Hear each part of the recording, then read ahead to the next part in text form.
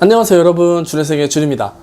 오늘은요 지난 시간에 이어서 교육대학원에 관련된 이야기를 해볼까 하는데요, 오늘은 특별하게 여러분들이 가장 궁금해하시는 면접에 관련된 이야기를 해볼까 합니다. 생각보다 많은 분들이 교육대학원을 준비하시면서 걱정하는 게 면접이에요. 저도 그 부분에 대해서 큰 걱정이 있었고, 그래서 최대한 구체적으로 정리를 해서 준비를 하려고 노력을 했었어요. 그래서 그 부분을 여러분들과 함께 공유를 해보고 싶어서 이렇게 영상을 찍게 됐습니다. 면접 전, 그리고 면접 중, 면접 후에 느낀 점, 이 세 가지를 기준으로 준비를 했고요. 내용이 조금 길어질 수도 있어요. 그래도 여러분들이 면접 준비를 하시는데 큰 도움이 되셨으면 좋겠습니다. 그럼 지금부터 시작해 볼게요.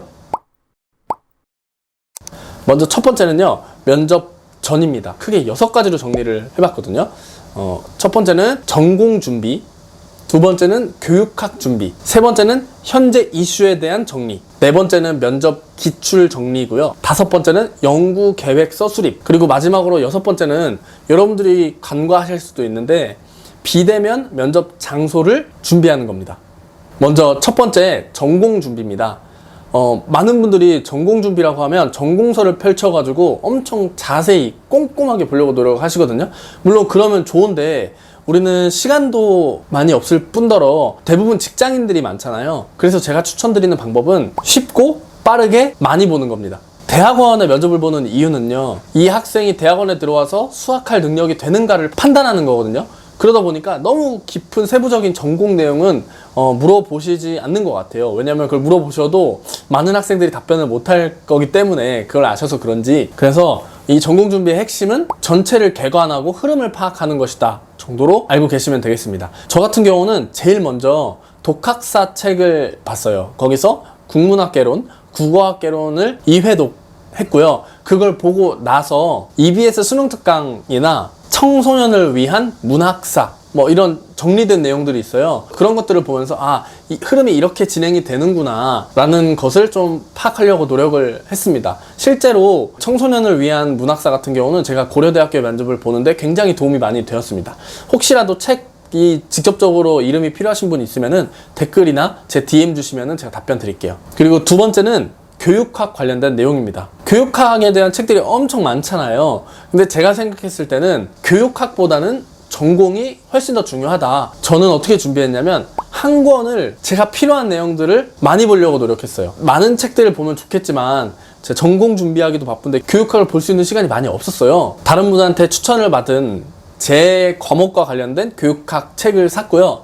그 책에서도 기존 면접에서 나오지 않았던 그 내용들을 더 많이 보려고 노력을 했습니다. 특히 중요하게 생각했던 거는 이 교육 과정의 변화, 그리고 현재의 교육 과정의 내용을 조금 더 자세히 보려고 노력을 했습니다. 특히 2015 교육 과정에는 한 학기 한 권 독서가 굉장히 중요했고요. 실제 면접 내용에도 나오기도 했고, 그리고 이제 변화하게 될 고교 학점제 관련된 내용도 조금 나와 있어서 그것도 유심히 보려고 노력을 했습니다.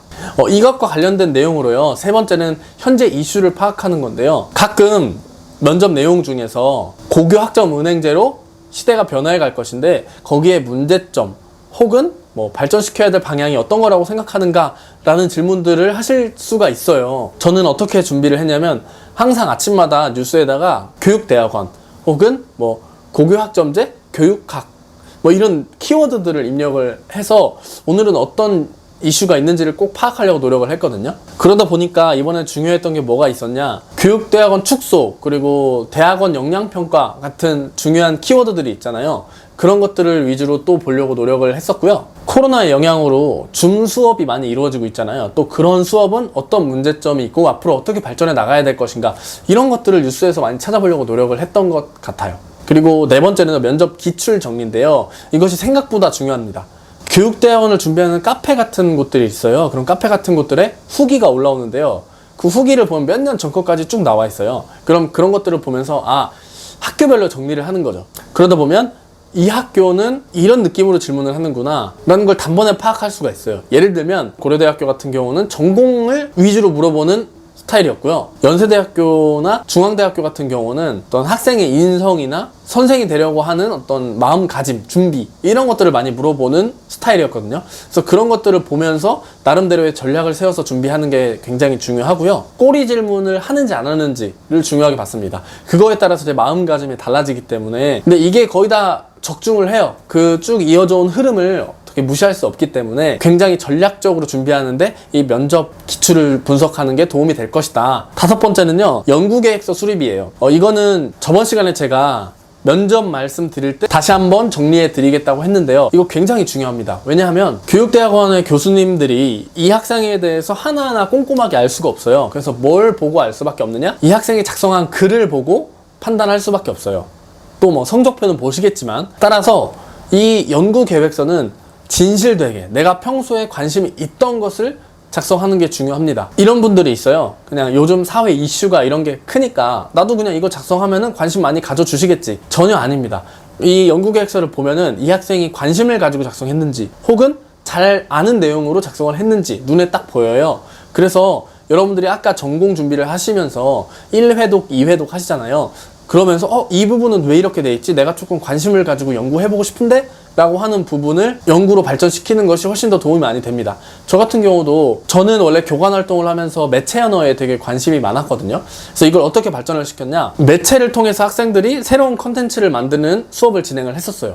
근데 학생들이 활용을 못하는 거예요. 혹은 기존의 매체가 의도했던 방향과 전혀 다른 방향으로 해석을 할 때가 있고, 그래서 이 학생들이 왜 그럴까라고 설문조사를 했더니 학교 때 매체를 제대로 이용하는 방법, 그리고 매체 언어를 해석하는 방법을 제대로 배우지 못한 거예요. 그래서 유튜브랑 인스타그램 이런 것들이 굉장히 많이 활성화가 돼 있는데 정작 학생들이 이거를 이용하는 방법, 그리고 이거를 문학적으로 해석하는 방법을 이해하지 못하고 있구나. 그럼 내가 그거를 한번 연구해봐야 되겠다 라고 생각을 해서 발전을 시켰고요.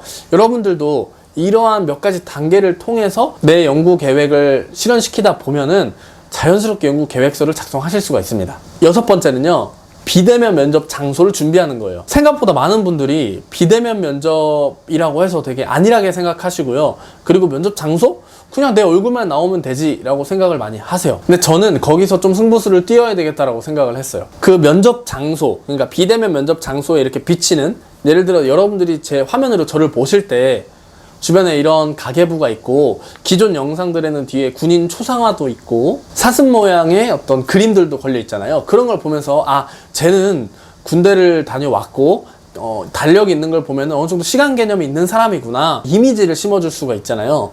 그게 굉장히 중요합니다. 제가 말씀드리고자 하는 거는 여러분들이 교수님들한테 보여주고자 하는 이미지가 있잖아요.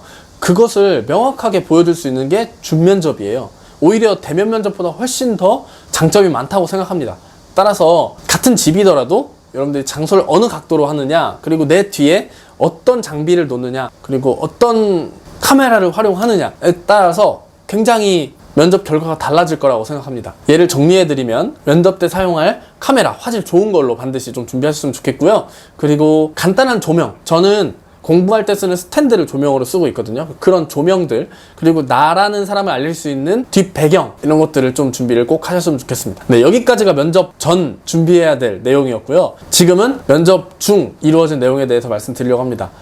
크게 대면과 비대면으로 나눠져 있고요. 코로나 때문에 대면 면접은 고려대학교만 이루어졌어요. 나머지 학교들은 모두 비대면 준면접으로 이루어졌고요. 먼저 대면 면접으로 이루어진 고려대학교는요, 저희 과를 기준으로 4명당 1개조를 이루어서 면접을 받습니다. 앞에 교수님은 2분이 계셨고요. 20분 정도 소요가 됐던 것 같아요. 면접 방법은 1 교수님이 맨 왼쪽에 있는 학생한테 질문을 합니다. 자연스럽게 오른쪽으로 순서가 이어지게 되고요. 2번째 교수님이 맨 오른쪽에 있는 학생한테 질문을 하게 됩니다. 그러면 그 답변은 자연스럽게 왼쪽으로 이어지게 되고요. 혹시라도 그 중에서 답변을 원활하게 못한 사람이 있거나 답변을 제대로 듣지 못한 부분이 있다 라고 하면 교수님 중에 한 분이 또 다른 질문을 하십니다.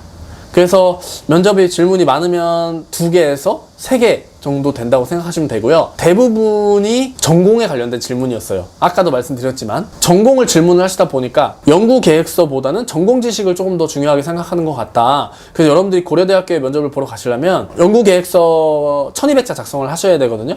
그것도 물론 중요하지만 전공 내용을 조금 더 공부를 하시는 게 중요할 것 같다. 그리고 여기서 꿀팁. 연구 계획서를 작성하실 때 맨 앞줄 하고요. 문단을 바꾸게 되면 그 문단의 맨 앞줄을 굉장히 꼼꼼하게 쓰셔야 됩니다.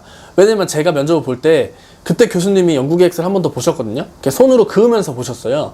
근데 그때 뭐만 보셨냐면은 맨 앞줄만 보시더라고요. 그때 이펙트 있게 작성을 하는 것이 학생들에게 도움이 많이 될 것이다. 이건 정말 꿀팁이라고 생각합니다. 그리고 2번째는요. 비대면 면접인데요. 중앙대학교와 서강대학교를 봤습니다. 한 명당 한 조. 그러니까 저 혼자 교수님 2분이랑 면접을 보게 됐고요.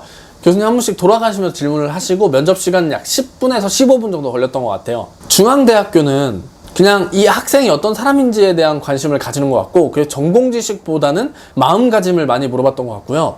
서강대학교는 둘 다 물어봤던 것 같아요. 전공 지식도 그렇고 교사가 왜 되고 싶은지. 가장 중요한 것은 이 세 학교 중에서 연구계획서를 제일 많이 받습니다. 서강대학교 교수님들께서. 그래서 연구계획서를 기반으로 한 질문들을 굉장히 많이 하셨고요. 그리고 꼬리 질문도 있었어요. 그러다 보니까 되게 이분은 학생이 어떤 걸 연구하고자 하는지에 대한 관심이 많구나라는 것을 깨닫게 됐고요. 좀 더 면접을 보면서 기분이 좋았던 그런 학교였습니다. 비대면 면접에서 아까 말씀을 드렸지만 다시 한번 강조를 드리면은 카메라 얼짱각도 절대 안 됩니다. 그러니까 최대한 이렇게 깔끔하게 나올 수 있는 구도를 만드셔야 되고요. 그리고 2번째는 조명 필수. 조명이 있는 것과 없는 것은 확연히 다릅니다. 그리고 3번째는 이것도 꿀팁인데, 보통 여러분들이 면접을 보실 때 준면접을 보잖아요. 그럼 어디를 보시냐면요. 화면을 봐요. 그러다 보니까 이 시선이 이렇게 될 수밖에 없거든요. 화면을 보니까. 그래서 어떻게 해야 되냐면요. 여러분들은 반드시 이 카메라에 정면을 응시를 하셔야 됩니다. 렌즈를 응시하셔야 돼요. 그래야 교수님들과 아이 컨택 하는 느낌이 들고요. 그러면 좀 더 똘망똘망한 느낌을 줄 수가 있어요. 제가 실험을 몇 번을 통해서 깨달은 거거든요. 여러분 반드시 앞에서 말씀드린 비대면 면접의 중요한 것들을 지켜주시고요. 그리고 학교별로 특성을 잘 파악하셔서 면접 준비를 하셨으면 좋겠습니다. 마지막은요. 제가 느낀 점이에요. 생각보다 면접을 특출나게 잘 보는 사람들이 많이 없어요. 한 10% 있을까요? 그래서 내가 저 사람보다 답변을 더 잘할 수 있다라는 마음가짐을 가지고 준비를 하시는 게 좋습니다. 이렇게 여러분들에게 오늘은 면접 준비를 할 수 있는 방법을 여러 가지 설명을 드렸는데요. 이 영상을 보시고 많은 분들이 원하는 학교에, 원하는 학과에 꼭 합격을 하셨으면 좋겠습니다. 그러면 저는 또 다음 시간에 찾아올 수 있도록 하겠습니다. 안녕. 그러면 저는 또 다음 시간에 찾아올 수 있도록 하겠습니다. 안녕.